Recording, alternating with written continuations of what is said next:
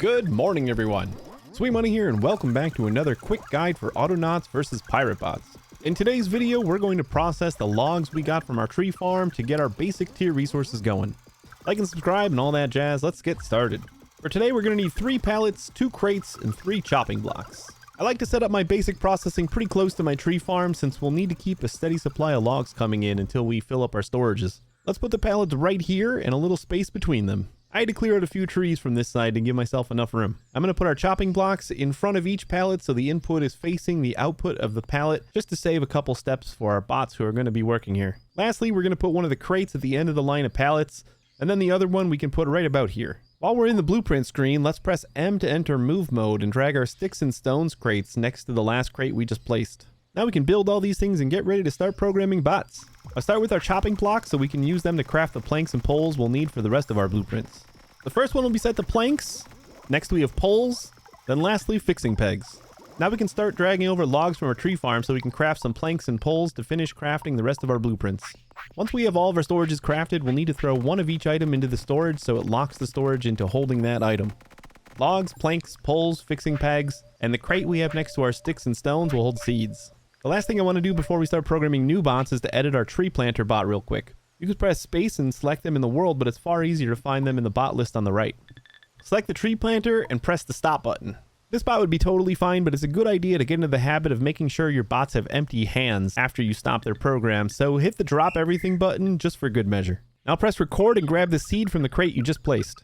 You'll see a couple extra instructions added to the end of the existing program.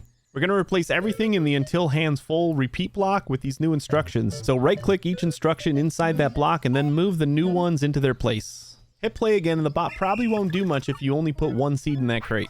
Let's do something about that. Press space and find another lazy bot who's just standing around. Hit record and go pick up a seed from the tree farm and then right click on the seed crate to deposit it. We should have all the instructions we need, so let's automate this.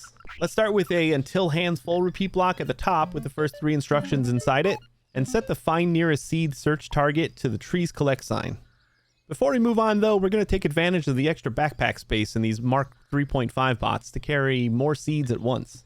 On the bottom right, there's an extra panel of commands we can use. Find the stow held item command and drag it to the bottom of our until hands full loop.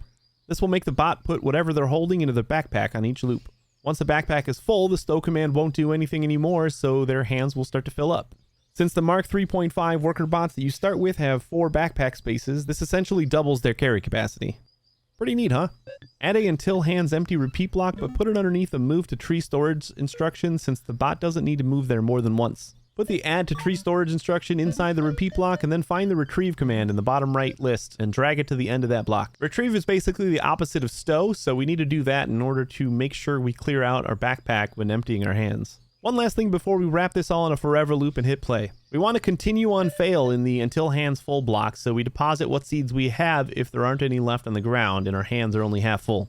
Now we can wrap this in a forever loop and rename them. Hit play and watch the bot start collecting the fruits of your tree farm bot's labor. Your tree planter should start moving again once this seed collector starts depositing seeds in the crate if there are any empty holes in your tree farm. Our next 2 bots are going to be identical aside from what they're collecting. We need a stick collector as well as a log collector. We'll find 2 more deadbeat bots and repeat everything you did with the seed collector, but instead of picking up a seed, you'll pick up a stick or a log and deposit them in the appropriate storage. Each bot should use the trees collect sign for the search area, and all the additions we made to the seed collector are exactly the same. Now we should be collecting everything that drops from our tree farm. Let's start processing the logs into planks, poles, and fixing pegs. Find another bot that's just standing around doing nothing and hit record. Start by grabbing a log out of the log storage and then drop it onto the chopping block that's making planks.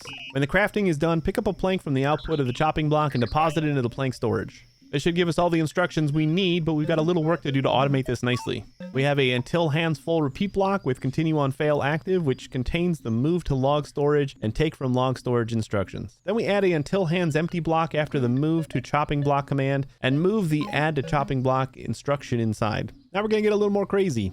Add another repeat block under the until hands empty block and set it to until question is empty. Select the chopping block that's making planks as the target. Drag another until hands full block into the new until chopping block empty loop you just made and turn on continue on fail. Now you can move the find nearest plank, move to target, and pick up target instructions into the until hands full block. Add the move to plank storage command below the repeat block, and then add one more until hands empty loop that will just contain the last add to plank storage command. Wrap this entire thing in a forever loop and we're done.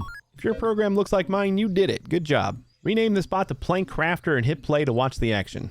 Basically, this bot is going to fill up its hands with logs and take them to the chopping block. After they run out of logs to chop, they'll start to move planks from the chopping block to the plank storage until both hands are empty and the chopping block is empty. Just like before, our last two bots are identical to this one aside from what they're interacting with. You'll have a bot taking planks from the plank storage, chopping them into poles, and then putting those poles into the pole storage. And then you'll have a bot taking poles from the storage, chopping them into pegs, and depositing them into the crate. You should be able to follow along with the same instructions for the plank crafter to make yourself a pole crafter and a peg crafter. A nice extra benefit of using the until chopping block empty repeat block is if you ever find yourself with an extra plank or pole, you can just set it down on the output of that chopping block and you'll know the bot will eventually put it away.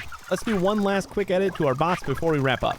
Select our tree chopper bot and press stop and then record to edit them. We don't want to waste our access if our log supply is already full, so in the right hand list of commands, drag an if command inside the until hands empty loop. Select question not full from the dropdown and then select the log storage as the target. Now just move all the commands that are inside the until hands empty loop into the if statement. And that's all there is to that. We won't chop trees and waste axes if our log storage is already full anymore.